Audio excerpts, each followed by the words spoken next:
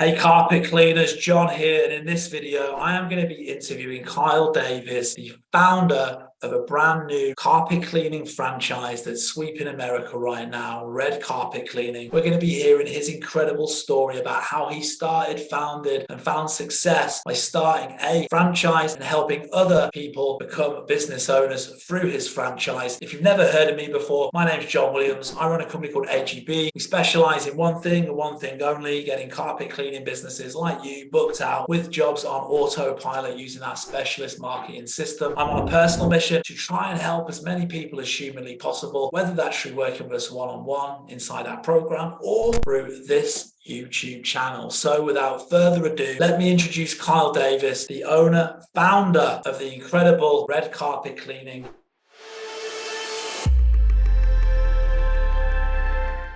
Can you give us a little bit of insight into what made you start your own franchise versus just starting a carpet cleaning business? Can you tell us the circumstances leading up to it, what you were doing before you started Red Carpet Cleaning, what made you decide to start up? Basically, can you tell us and the viewers the story of, what, when, and why you started Red Carpet Cleaning? Yeah, absolutely. First of all, thanks for having me on the call. It's a pleasure to chat with you. It's always a pleasure to chat with you, especially about the story of Red Carpet Cleaning, because it's something I'm really passionate about. So Awesome. We started Red Carpet Cleaning back around the end of 2017. And the reason I wanted to get into it is because I was currently just in a sales job. I was selling pest control door to door, which paid really well, but at the same time, I was starting from square one after every sale. So I would get a sale, I'd build the relationship, and then I would say, okay, see you later to that customer. And I would never see them again. I would never get to work with them moving forward. The company would just take over and take it from there, which in some ways that's good. But for me, I wanted to build something that would last. I wanted to build my own thing that would just generate relatively passive income moving forward for a long time. So I realized really the only way to do that is to start my own business. And so I moved from summer sales to kind of a property management role with another company. And I overheard them talking one day. They were saying, well, of all the different services that we offer, so we do. Sorry to interrupt you, Kyle. Just to take it a step back a bit further.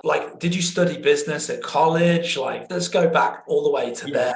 Did you do business? So if you want to back up a little bit more, I was a third grade teacher. I went to college to teach elementary school. So I was teaching 8-year-olds how to write cursive and do math and all of that, which was really great. But to be honest, that job just didn't pay the bills. So I knew I had to do something else. And I've always had somewhat of an interest in just starting my own business, but I just didn't know how, didn't know where to start, didn't know anything like that. And so that's why I got into sales as kind of an intro into business. And was the pest control thing, was that just like an ad you saw in the paper? How did you get into that particular job? No, so I was being a teacher. Someone reached out to me and said, hey, I know that you're a teacher, especially here in Idaho. At the time I was living in Idaho, which pays their teachers terribly. So someone reached out and said, hey, I know you're probably not making a ton of money, but I know you have the summers off. We do summer sales. So if you would like, you could come out with us and sell pest control and kind of make up for what you're not making as a teacher. So someone you knew basically through your teaching ultimately. Yeah. I mean, I didn't know them. They just knew that I was a teacher. And so they reached out and we developed a friendship after that. Yeah. Awesome. So that's how I got into sales and started learning about business and different aspects that can make you successful. And were your parents or anybody else in your family entrepreneurial or anything like that? Or were you the first in the family to kind of take those steps? I was the first. So my mom was also a school teacher. And then my dad was doing rec management, so coaching baseball and basketball and stuff like that. Very, very, very cool. So you get into this pest control sales job. One day you heard someone at, did you say a hotel or a property management company? So they were talking about all the different services that they offer, like filling rent and advertising the apartments, cleaning them on a routine basis, mowing the lawns, landscaping, all of that. But they were saying that out of everything that they offer, carpet cleaning was the most lucrative service that they offer.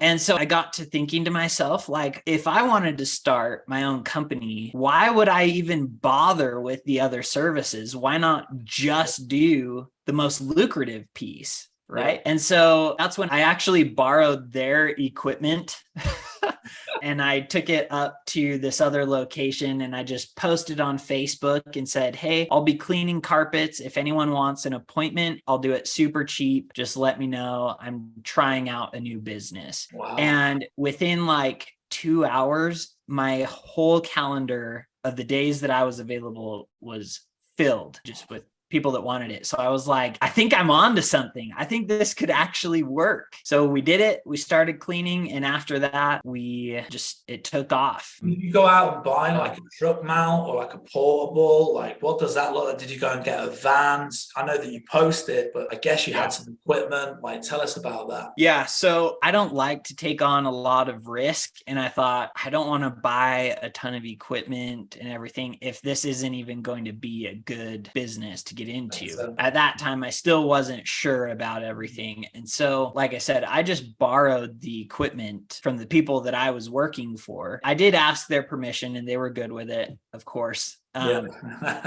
I was able to use their equipment for the first little while before eventually, after I had made enough money, I took that money and just bought my own, actually just portable equipment. But that made it a lot easier. The portable equipment made it a lot easier for me to reach like apartments and things that are way up because I was in a college student town. So a lot of the jobs we did were apartments that were really hard to reach. So anyway, that's how we got started. And kind of everything in a nutshell summed up. After that, I had a friend that saw what I was doing and said, hey, I don't know anything about carpet cleaning, but I would love to start my own business. And so we helped him start his own business, but with our logo and our everything else. And so we called it our first franchise. When you first started, before you met this guy that wanted to start his own business, from day one, you were called Red Carpet, right? Yeah. A funny story about that. I had started like 3 other businesses and they all didn't work out the way that I wanted them to. But red is my favorite color. And so every business, I just called it red, like red landscaping or red parking lot or whatever. So then it was carpet cleaning and I was like, what should I name it? I'll just name it red carpet cleaning. And then after I said that, I was like, the red carpet. Like red carpet cleaning. It makes boom. Sense. Absolutely. I never put 2 and 2 together before, Kyle. Now you mention that, it's just clicked. Red carpet, like we give you a red carpet experience. I love it. Amazing. Cool. Carry on. So this friend was like, hey, I want to start up my own business, but I could use a little bit of help. And so we helped him start up his own location, but we still called it a red carpet cleaning franchise. And that was technically our first franchise of the business. And since then, we've opened 18 plus locations. We're spreading fairly quickly, but with each person that we bring on, we develop this franchising process a lot more. And so where before it was like he was really only getting the logo from us and then he was kind of on his own, but now it's like you get the logo, the website, the CRM, marketing, accounting, payroll, bookkeeping, like so many things that we just put together for you or for the franchisees. So we've come a long way, but it's been a fun journey. Amazing. And I'd like to really touch on in terms of like setting up a franchise, something that I've looked at and